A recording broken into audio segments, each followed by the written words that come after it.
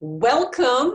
We're very happy to have you at this virtual seminar on Data Repositories 101, selecting a repository for your data as part of the 2020 NIH Virtual Grants and Program and Administration Seminar. I'm talking to you today. I'm Jennie Larkin. I am the Deputy Director of the Division of Neuroscience at the National Institute of Aging. But my other hat is I work with trans NIH groups. That's groups across NIH that focus on data science and data sharing. So I am a representative of a very active group. So I'm just gonna get started so we can keep going. So what am I gonna be talking to you about today? This is the outline about how to select a data repository, and the three main areas are I'm gonna be talking about different types of data resources. I'm gonna touch on how data repositories can make sharing your data more effective, and what NIH is doing to modernize the data repository ecosystem. For the types of data resources, I'm going to give you the definitions that we are using of what we mean when we talk about data repositories versus knowledge bases, because different people use words in different ways. So this is just how we at NIH are defining them. And for how data repositories make sharing more effective, I'm going to touch on the different sorts or flavors of data repositories, how to find them, and once you've found them, how to select them. So, oh, and while I'm going, please, we'll take questions at the end, or you can put them in the chat or in the Slack channel, and we can address them asynchronously, especially in the Slack channel. So if you want to dive out for another meeting, that might be a good way of doing it. The underlying approach that we are using at NIH, and that the Office of Data Science Strategy and NIH as a whole support, are the FAIR principles. And we're striving to make data arising from NIH funding more fair. And as I think you all know, that means findable, accessible, interoperable, and reusable. So findable means they have unique identifiers, so they're more readily discoverable, as well as citable. An example of a unique identifier might be a DOI, but there are multiple different sorts. Accessibility means not only can you find it, but you can actually access the data. It's easily retrievable, and where appropriate, has effective and secure authentication and authorization procedures. And the interoperable and reusable aspects are ensuring that once you've found the data and accessed it, you can actually reuse it. So that's using standardized vocabularies to describe them, and make sure that you put enough information and correct licenses to make it actually possible to reuse the data. All right, so first section is providing you our definitions of data resources, data repository versus a knowledge base. So when we say data repository, what do we mean? What we're talking about is a data resource that actually accepts data from the community. So if you have a wonderful data set, maybe it's associated with publication, and you want to share it, then you go to a data repository. Why? Because they will not only accept your data, they store it, they organize it, they validate it, archive it, and they redistribute it for you. And so really good data repositories do all this in compliance with the FAIR data principles, so you don't have to, and it makes sharing much more effective, and it makes it easier for you. Some examples of data repositories are repositories that host genome data or transcriptome data, say GEO, or protein sequences, also imaging or spectroscopic data. And on the right, those are just logos of some examples of data resources. And what you can see is there are proteomic ones or imaging ones. So sometimes it's by the type of data, and other times it's by the scientific area. So, for example, if you want to go, if you're on the line, you might want to mute yourself because we have some background noise. Thanks. Yes, Jenny, I think the slide is not progressing. They're not going forward? No. How exciting. Which slide do you see? We still see the FAIR slide, Jenny. Oh, Erin, it is broken. I will unshare and reshare. Thank you for the heads up. That usually works. Yeah, let's do that again. Thank you. Share screen. I'm going to do the whole screen, and if it doesn't work again, I'm going to ask Erin to do the slides. All right. So can you see my screen? It is still thinking about it. Why don't I try? Why don't you do it, and I'll just say thank you, everyone. Oh, that means I need to. Yay. Okay. Yes, thank you everyone for your patience. And let's see, Jenny, I think you were on.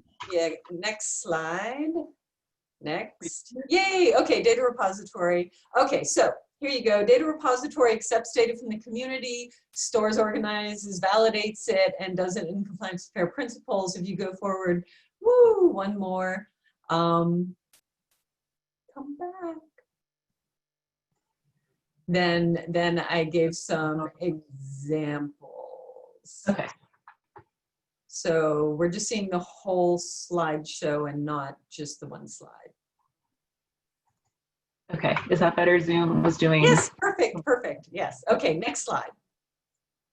Thank you. All right, so knowledge base. What do we mean when we're talking about a knowledge base? So a knowledge base, the basic differentiation is its purpose is to not accept and redistribute data from the whole scientific community. What knowledge bases do is they add additional value and knowledge to existing data. They extract and organize and link information and knowledge from a variety of different sources to make it more valuable. So if you go forward, we'll get some images. Some examples of this are information about expression patterns or splicing variants or pathways and networks. Now, as you know, these are not black and white, and many data resources have aspects of both. But at the end of the day, the way I differentiate them, right, there's a spectrum, there's pure data repositories at one end and pure knowledge bases at the other. But what we're going to be talking about are the data repositories where they will accept data from the community, because what we're talking about is how to more effectively and fairly share your data. All right, next slide. All right, so this next section, I'm going to be talking about how data repositories improve your data sharing. How do they make it more effective? And again, I'm going to be talking about the different flavors of data repositories, how to find data repositories, and once you find them, how to select them. Next slide. Okay, so for the types of data repositories, these are all repositories that accept data submissions and make them available again. So the first is domain-specific data repositories. These house and share data of a specific type, like the examples I gave you, or related to a specific discipline. These are valuable because they're enriched for data of a specific type. If you want gene expression, you know, hey, I go to Geo and there's a lot of it available there. If you want NHLBI type clinical data, you go to BioLink because that's all they have. Not only are they enriched for the sort of data that is in there, but they have a lot of specially tuned metadata and annotation and curation that makes it even more valuable. So those are domain-specific data repositories, but there are not domain-specific repositories for absolutely every type of data. So that is why over the last 5-10 years, the generalist repositories have really picked up speed. And those are data repositories that house and share data regardless of type or format or content or subject matter. And it's not even, most of them are not even limited to biomedical. You can go in there and find archaeology data. But it does mean that there is almost always a home for data, whether it's a domain specific or a generalist. The other one we wanted to shout out about is that it may be a potential really useful resource for you are institutional data repositories. These are ones for your specific institution that house data for researchers there. The call out is some institutional data repositories may not make the data resources in there available to researchers outside of that institution. And in those cases, they may not be effective FAIR data sharing platform for the entire world. That's just a heads up. And it's entirely possible that Lisa's panel session at 1:30 might touch on that as well. So next slide. All right, so when we talk about all of this, we talk about the data repository landscape. And when we talk about that, this is sort of the broad brushstroke pictures. So as a first resort, NIH always strongly encourages the use of open access data sharing repositories as the first choice. If a special domain specific open access one exists, please use that. And here's a link on the slide to the NIH listing, which is of the data sharing repositories. Now, as I mentioned, there's not always an open access domain specific data sharing repositories that exists. If there isn't, next slide, what do? We have options, never fear. Okay, so this is what you do. And what you see on the bottom are there a number of different options. And over on the left, there's PubMed Central. So if you have a publication and you have associated digital materials, they might be supplemental materials or data sets and other sort of materials of 2 GB or less, you can deposit that in PubMed Central and it will be associated with your PubMed Central publication and all the information there. So PubMed Central also generates unique identifiers, so that is a useful and robust sharing solution. If it's bigger than that and or you have different things you want to do, that's when you might consider using commercial or nonprofit repositories, often these generalist repositories. These all assign unique identifiers, they associate the data sets with the publications, and they link to PubMed. This will take larger data sets, and so that's another option. And we're entering a stage of biomedical research where sometimes you have a high priority data set that is just ginormous. It's measured in the scale of petabytes. This is not something that you're just gonna upload and download easily. And this is where using cloud resources to share your data might be useful. And that is one of the things that the STRIDES partnership can help make happen. All right, so that's just the broad brushstroke of data sharing options. Next slide. And next slide. I don't know why that disappears. Okay, so I just wanted to give the examples, and these are the generalist data repositories, and as you can see, these accept all data types. So these are 6 of the often used ones. So there's Dataverse, there's Dryad, Figshare, Mendeley Data, Open Science Framework, and Zenodo.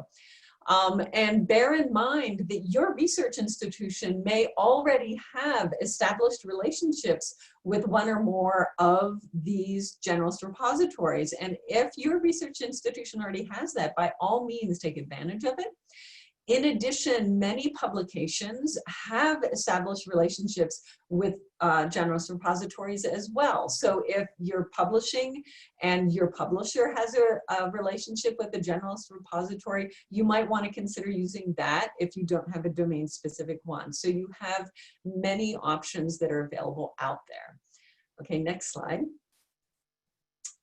All right, so now you're like, okay, there are a lot of possible data repositories out there. How do I even find out what's out there in data repository land? So there are a number of different ways you can do it.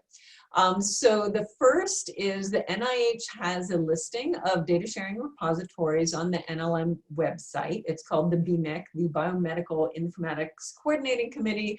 But what you really care about, you can just Google NIH data sharing resources and you should make it to that page. And Erin has put the link into the chat. If you go next slide, 1 or 2 more times.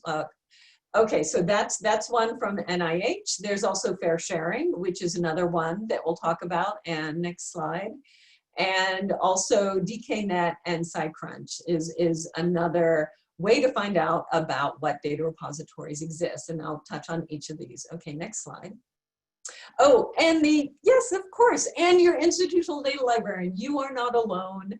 And so this is my last call out for Lisa's 1:30 seminar on getting help at your institutional repositories, data management, and more. All right, so next slide. So I'm just going to show you the screen capture from those first three that we talked about. So at the bottom is the website, but this is the NIH data sharing resources. One of the nice things about how BMIC has done this, and they split it into three different ways. So this first link is for open NIH supported domain specific repositories that will accept data. So if you go there, these are often repositories that specific institutes want you to put their data in or that they're supporting in some way. So that is a really nice resource. They also, in the second bullet, identify additional domain-specific data resources that aren't necessarily repositories per se, but have a lot of useful data and other sorts of information that you might want to access. And at the bottom is the list of Generalist repositories, and this website is updated on an ongoing basis, and they do their best to keep it up to date. So next slide. So that is a wonderful first place to go, but I wanted to call out there's some additional options. So there's FAIRsharing at FAIRsharing.org, and it's an international information and educational resource about data and metadata standards, databases, and policies. And they have it tuned to be helpful for you depending on your different roles. If you're a researcher looking for information, or if you're a journal, or if you're a funder, they provide their information in different ways to make it as useful as possible. They have a lot of information. Okay, and the next slide. The other resource I wanted to call out is DKNet. Now, DKNet is a knowledge and information resource that it was built specifically for the NIDDK research community, but we wanted to call it out because it's very useful for any NIH-supported or biomedical researcher. It's built on the SciCrunch platform. So if you go to DKNet, one of the obvious links on the landing page is to their suggested data repositories. They have a different way of breaking down their listing. And their way of breaking down their listing is by the scientific discipline. So for example, you can go in there and they have the listing of the cytometry and immunology resources. They have a listing of all of the metabolomics data repositories or the nucleic acid sequence data repositories. Next slide. And when you do this, this is just a screen grab of their imaging data repositories, and you can see they include the links and the information about the resource. You can get information of upload and download and a basic description. So this is another really nice and very, very helpful resource to help you find out what repositories are out there and which ones you might want to use. Okay, next slide. All right, so how to select data repositories. We're in the home stretch. I'm hoping all of you saw the announcement that came out in the guide in the Federal Register yesterday, but we now have some more formalized ways to advise and inform you on how you can select data repositories. These are based on the White House, that's already the picture, Office of Science and Technology policies, desirable characteristics for data repositories. These characteristics were developed by multiple federal scientific agencies based on initial work that was done here at NIH by that BMIC group.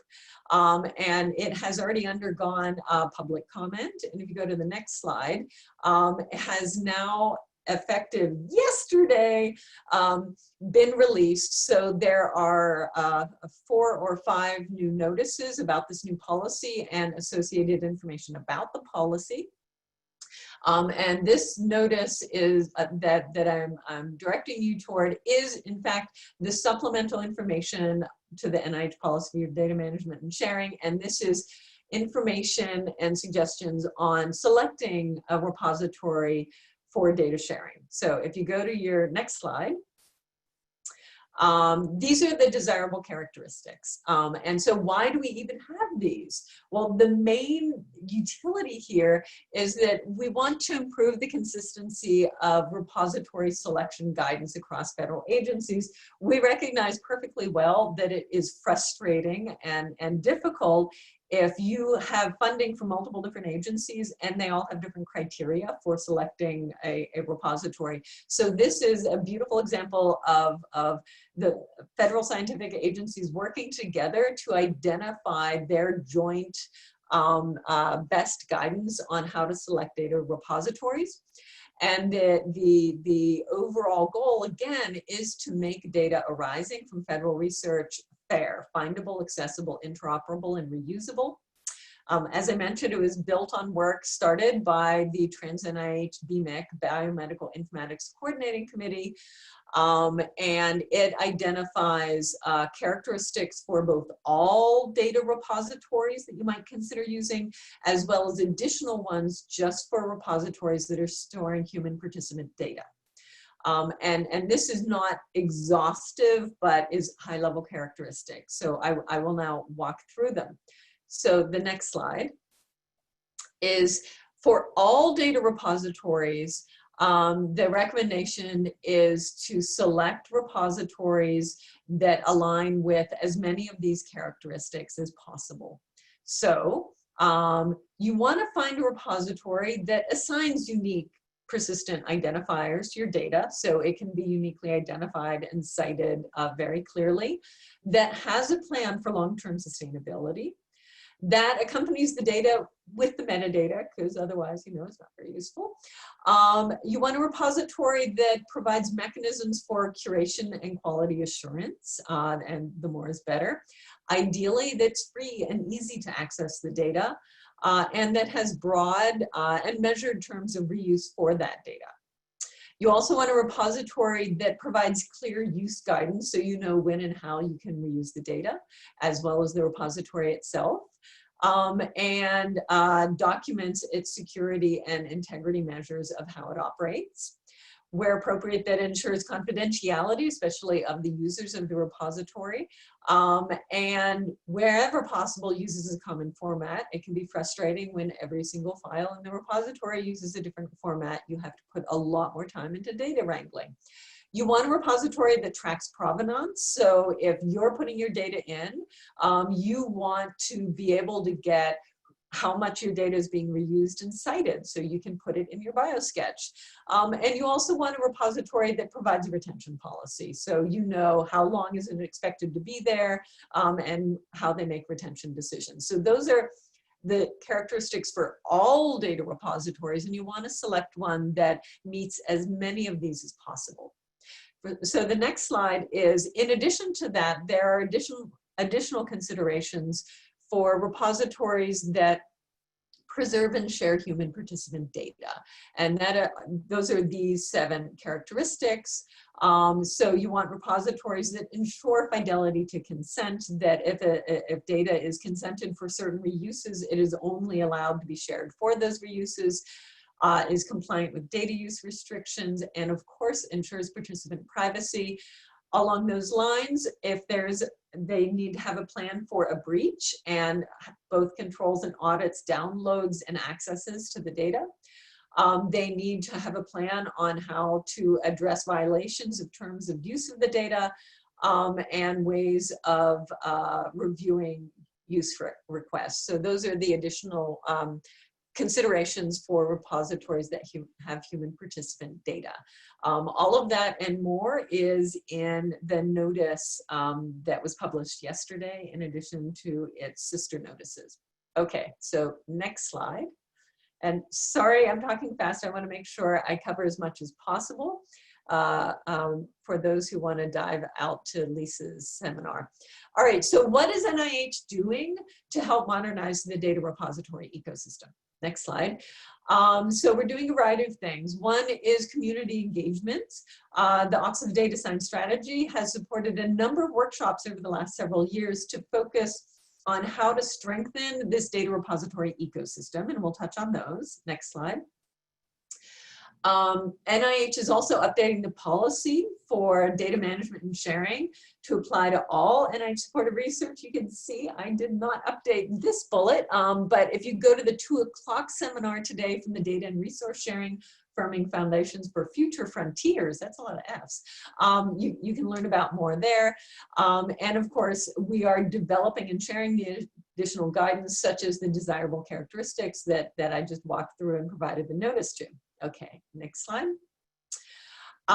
In addition to that, on a very practical level, NIH is also supporting new mechanisms to support both biomedical data repositories as well as knowledge bases.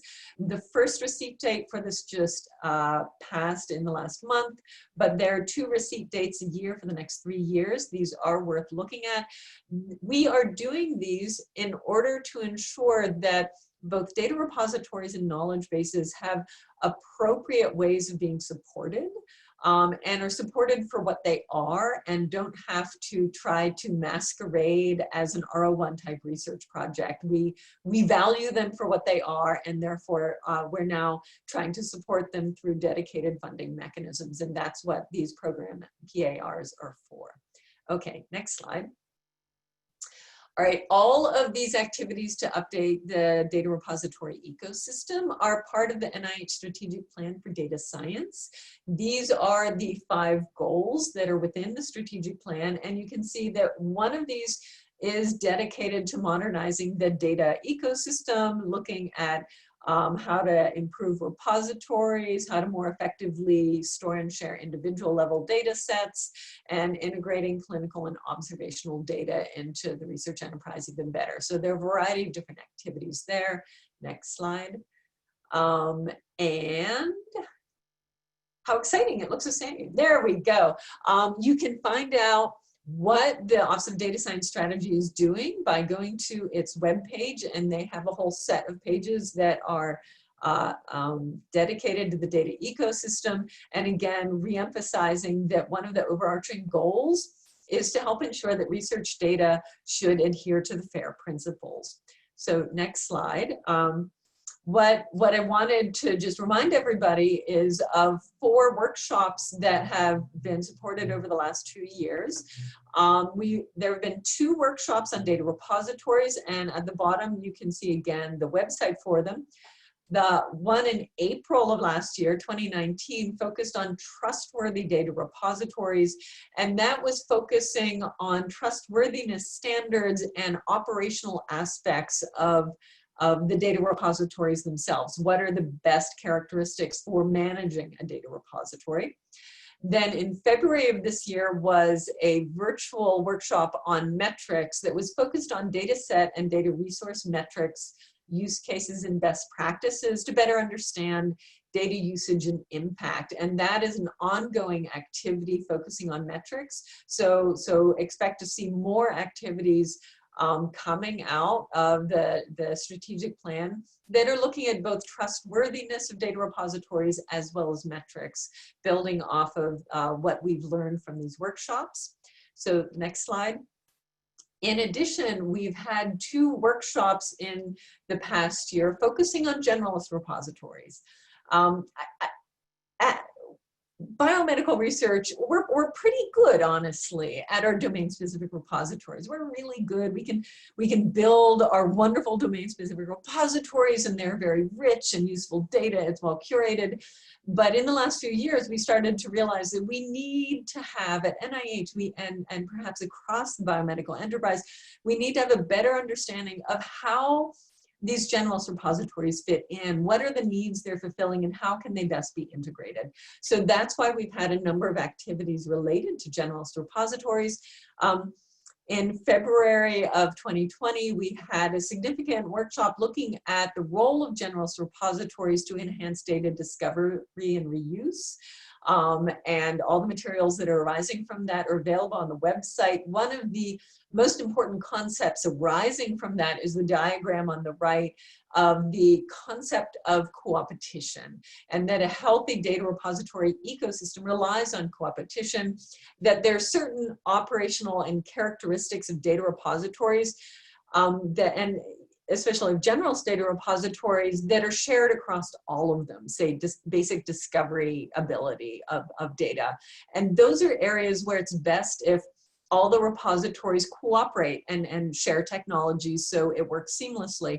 But there are other aspects of data repository functions that are unique, that you may choose one repository over another because you like those unique features. And that's where the repositories may differentiate or compete. So that's the concept of co-opetition. And in April of this year, we had a webinar that focused on sharing, discovering, and citing COVID-19 data and code in Generalist repositories that was organized by the National Library of Medicine. So I just wanted to touch on those workshops. And the next slide. And that is it. So those are the main points I wanted to talk about, talking about data resources, repository versus knowledge base, talk about, you can go forward and I think it'll populate again. And then again, talking about what are the different sorts of data repositories, how do you find them? Once you find them, how do you select them? And touching on a lot of the ongoing activities that the Office of Data Science Strategy is supporting to modernize the data repository ecosystem. That is all I wanted to present. And I think we can open it up for questions. And not only am I here, but I think we still may have some other members of the NIH team that has been working on these projects at today's call. So thank you.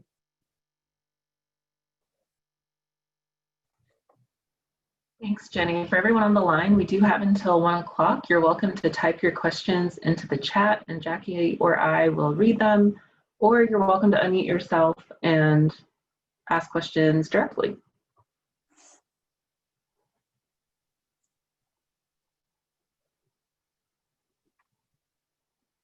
So I'm looking, I saw a couple questions pop up.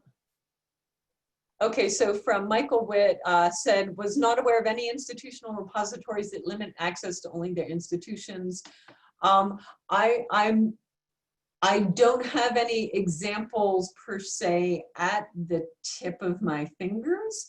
But in the past, I have known there to be instances where there were data resources that were lying within the firewall of an institution. So maybe that's not the case anymore, but I just did want to raise that awareness to you to make sure that that would not be an issue. So maybe it's a non-issue, but I would rather be a little bit paranoid on that than otherwise. And unfortunately, Lisa's already gone to her session. Otherwise, I would punt that sort of question to her as well. I'm still here. Our session doesn't start at 1:30. Oh, 1:30. Oh, okay, good. I thought it was 12:30. So Lisa, do you want to add to that? Because you are the expert there. Like Michael, I am not familiar with any institutional repositories that have that restriction. So, but you know, certainly a good thing to be aware of.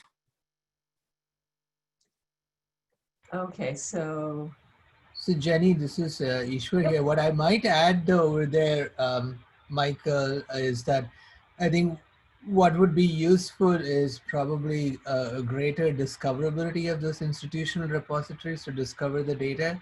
I think that's where, even if the data is there, it's hard to discover the data. And so some level of outreach or, you know, some appropriate indexing so that the data gets more discoverable would be helpful and a win-win all around. That's a good point. And one of the interesting aspects of institutional repositories is there are many different effective ways they've done it. Some institutions have their own repository system they've developed. Other institutional repositories have partnered with Generalist Repositories. I think the UC system and their adoption of Data Dryad is a great example of that. Other institutions have gone with Dataverse, and there are other examples as well. So there are a lot of options out there. And that's why I think checking in with your institutional experts about what solutions they may already have is a great first step. Jenny, we have a question in the chat that says, can you talk more about PubMed's dataset deposition and how to find these datasets? I would be happy to, and I would be even happier, Lisa, because Lisa is at the National Library of Medicine and is more familiar with some of their tools. Lisa, do you want to touch on that one? Sure. So as far as the deposition, I believe that that is something that you either work with the publisher on, or that I think I'm not totally sure on the answer on deposition. I think there might be a way to do it through like a my NCBI account. As far as finding them, they are of course attached to the article on the articles page, and there's also the ability to do a like a filtered search for like show me articles that have data sets attached to them. Yes, that's a really nice new feature. Well, relatively new.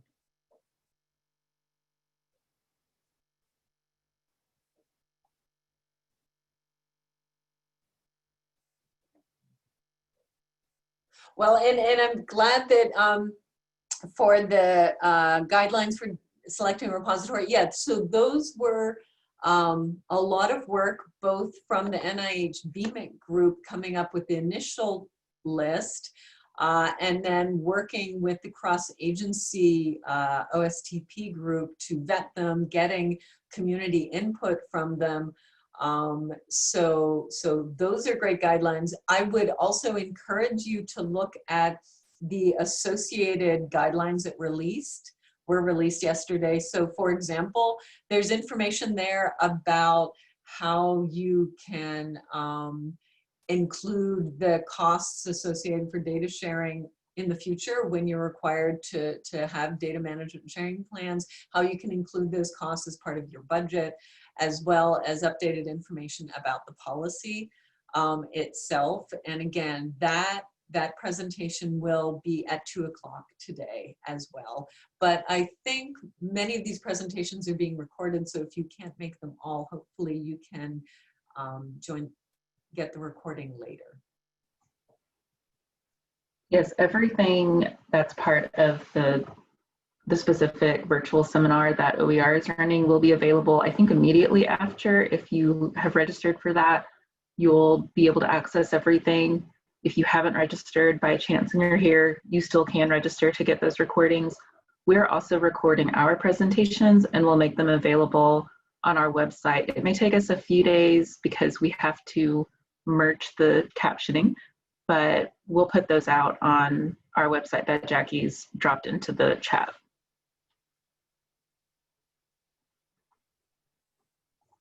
Yes, so I saw that Nina put in a comment that the PubMed search limit to related to data sets often retrieves results dominated by links to clinicaltrials.gov, regardless of whether or not the data has actually been added to the trial or not. So we had a digital fellow over this past summer exploring some of the features of the PubMed Central has associated data links. And we worked very closely both with Lisa as well as the PubMed Central folks. And even from just that summer research project, we learned a lot. And what I know about NLM is they are in a continuous process of improvement. So I have every hope that find data sets with associated data feature will continue to improve going forward. Yeah.